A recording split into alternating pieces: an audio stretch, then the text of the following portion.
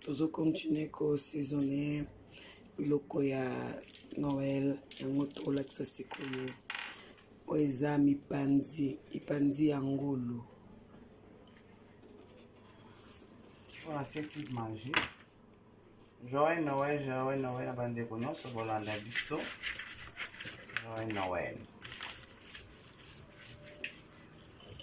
Teki machine ya ngai après na zi.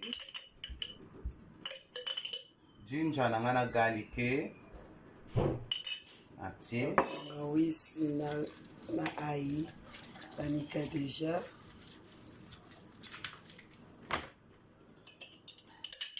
Na aïe.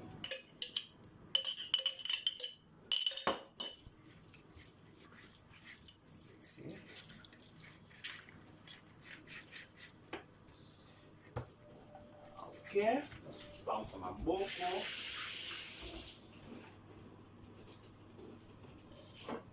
Vamos na aïe. Na tie smoke paprika.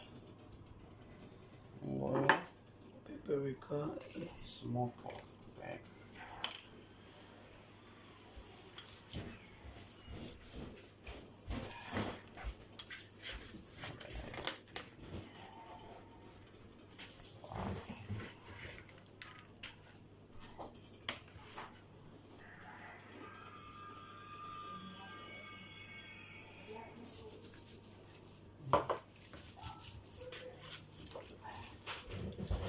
And I take chili powder.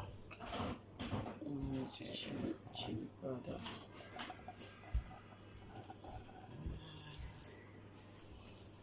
L'assaisonnement nyonso soko tunaona shop na ba shop na biso ba shop indienne partout ozona on a l'idée là ezali. Merry Christmas to everyone. Joyeux Noël. Okay. White pepper.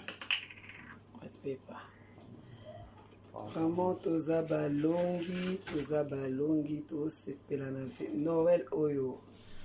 Dieu est bon. Abonnez-vous massivement na Marie-Grâce M. Pimbo. Abonnez-vous massivement. Mon inde déjà bandi ko changer couleur mipanzi na biso. Tozo lima na ngao na solo na binem. Yo, eza ya barbecue. Ya barbecue. Tiango pe.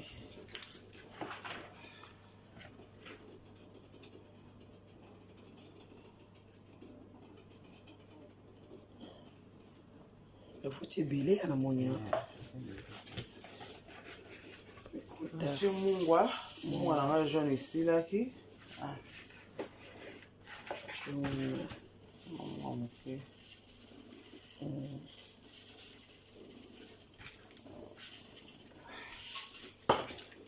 Tu poudreté pour le cas mon autre cube d'accord. Tu as cube vraiment tu poudreté na oil.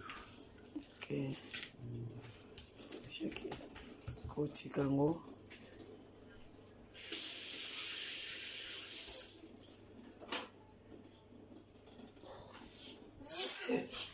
Ko na nina na kangango na kangango na binu.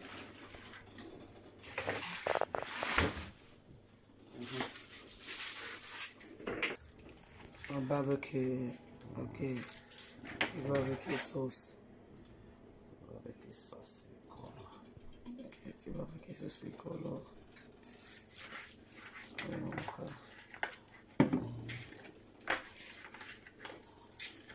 On est précis. Wow. C'est couleur kitoko.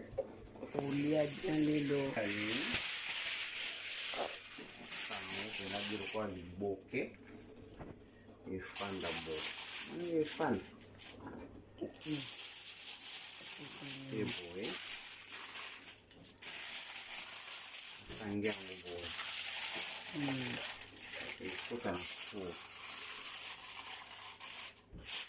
na tika on a frigo ata 30 minutes hein pour na saison on a le 25 30 minutes maintenant on a frigo pour ekota penda ba bien na kati. OK, vous en s'abonner.